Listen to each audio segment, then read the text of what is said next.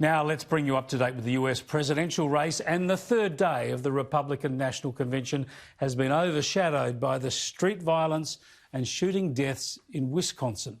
I showed you earlier in the week how these Black Lives Matter protesters started on the weekend. They escalated dramatically after this shocking shooting of African-American man Jacob Blake as he reached into his car during a police stop. The police fired 7 shots and Blake remains in critical care in hospital, paralysed from the waist down, undergoing surgery. The rioting and lawlessness has risen to shocking levels, with police unable or unwilling to stop willful damage to property, shops that are being smashed and they're being set ablaze, cars are being torched and communities pushed to fear and despair. Jacob Blake's mother has appealed for calm. Let's use our hearts, our love, and our intelligence to work together to show the rest of the world how humans are supposed to treat each other. America is great when we behave greatly. Fantastic sentiments in that situation, but the behaviour only got worse. A teenager from neighbouring Illinois travelled to the riots in Kenosha, Wisconsin, apparently to join vigilantes protecting property and warding off rioters. As this disturbing footage shows, he was armed with a semi-automatic weapon, and during running battles on the street there was gunfire. He was chased by protesters, one with a gun, and he ended up on the ground, fired shots at protesters attacking him. 2 people were killed, at least 1 other wounded, and he was later arrested. 17-year-old Kyle Rittenhouse is now in custody, but the violence, division and political fallout remain unleashed. NBA playoff games were cancelled as players wanted to boycott in a show of support for Black Lives Matter after the Blake shooting.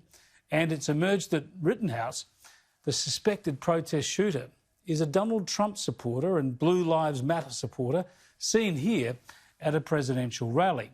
So now the violence is being linked directly to Donald Trump's presidential campaign, which only 2 nights ago highlighted the Missouri couple who drew their weapons to defend their property from marauding protesters in June.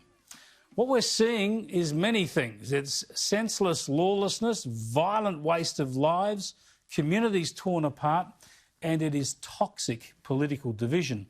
And it raised expectations today for the set-piece speech by Vice President Mike Pence.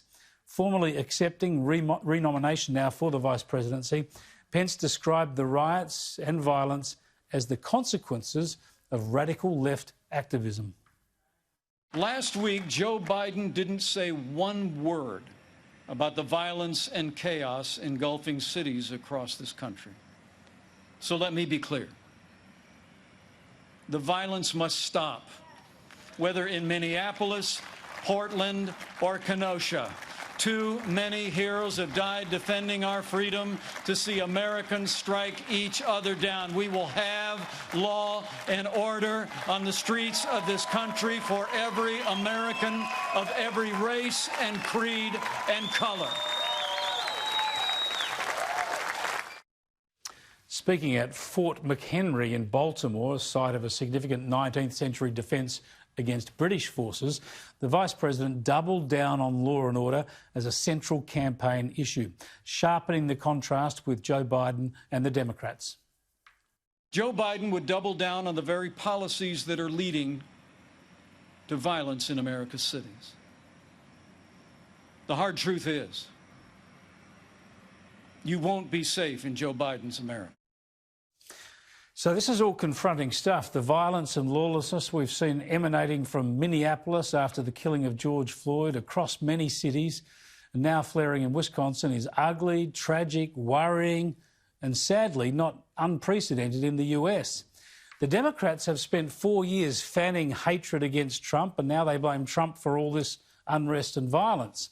But the Republican campaign now is effectively saying is that if this is what the Democrats and the radical left have unleashed after losing the last election, imagine the lack of control if they win.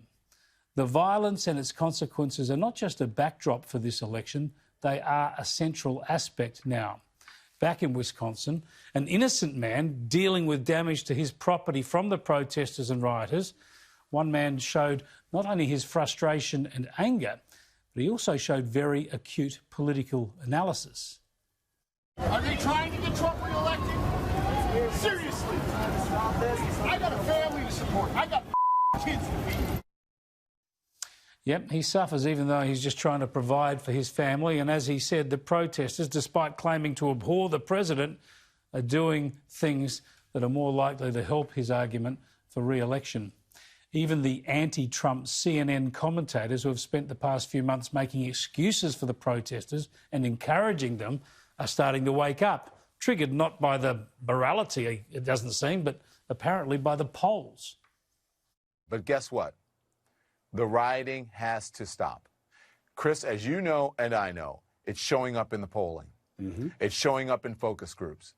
It is the only thing right now that is sticking. Yeah, there's no doubt the Democrats are burdened by the defund the police movement that they've not officially endorsed, but they've sympathised with and encouraged, at least some of their supporters have. There's no ambivalence, however, about Pence and Trump. Their stance is absolutely clear. They are with the police and law and order. Let's go to Clinton White House supporter, former Clinton White House supporter, Barbara Heineback, for her assessment. Good to talk to you again, Barbara. This law and order stuff is very, very ugly and divisive, obviously. Who do you think it plays into? Joe Biden, who says he can unite the country, or Mike Pence and Donald Trump, who say they are going to absolutely stand by the police and reimpose the rule of law? It was so interesting that you played the Don piece, Don Lemon, because he has ignored the protesters for 3 months now. And anytime he said anything, it's been more or less, well, what did you expect? And, you know, we have to overlook this, and they're out there peacefully. What CNN and some of the other stations have been doing is cutting out the violent parts, and you can see sometimes where the tapes are clipped. And then if you are lucky enough to find a station that's going to show you a couple of minutes of the destruction and what really is going on and the violence, didn't you find it interesting seeing a Black commentator, Don Lemon, talk about, well, we have to stop the violence now because of the polls and the focus groups? I thought it was about Black Lives Matter. Somehow a lot of the networks have been unaware of all of the destruction, the killing, and the violence in many cities across the country without saying a word against it. And the only time that I recall Black Lives Matter was really mentioned last week in the Democratic convention was from the candidate running for the vice presidency, Harris. And when she applauded Black Lives Matter, she didn't utter a word about the violence. So thank heaven this week with the law and order, today was a day.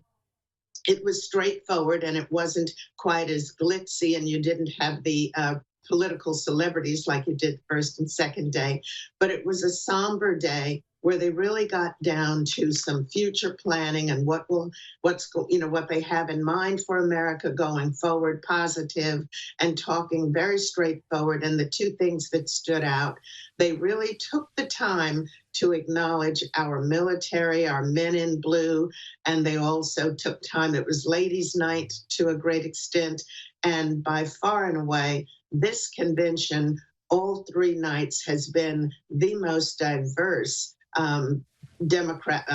Republican National Convention ever. And both conventions were quite, diverse. I give them credit for that. But they were forward-thinking, and so much mention. Even Melania Trump last night spoke at some length about the racism in the country, and it's time for us to stop and take a pause. And she spoke about it. She didn't just, one little sentence and try to get over it or just go beyond. And by the way, I am going to have an article coming out in the Australian on Black Lives Matter toward this coming weekend. And I looked at the 1960s marches and demonstrations and how purposeful they were in contrast to what's been going on in 2020. for 3 months. And then Biden didn't even say anything at all about Wisconsin until last night. He made a call. Let me just jump in, Barbara, before we run out of time. I want to show some pictures of Donald Trump and Melania at the function today. Didn't have much to say, but they were mingling with people afterwards. Another contrast with the Democrats, who are all into social distancing and masks. A lot of these people had been tested for coronavirus, but there's this mingling and real people interaction, which is a real contrast with the Democrats. And just on that, I want to get your thoughts while we're looking at that on the way Melania Trump has been treated. You've worked for a First Lady in the past. Yeah. Most of them are revered, but Bette Midler made essentially racist comments against her, which she's apologised for in the last few hours, apparently. Yeah, they have been so cruel and abusive to her, and even making fun of her accent. Now, aren't we a little more enlightened as a nation than that?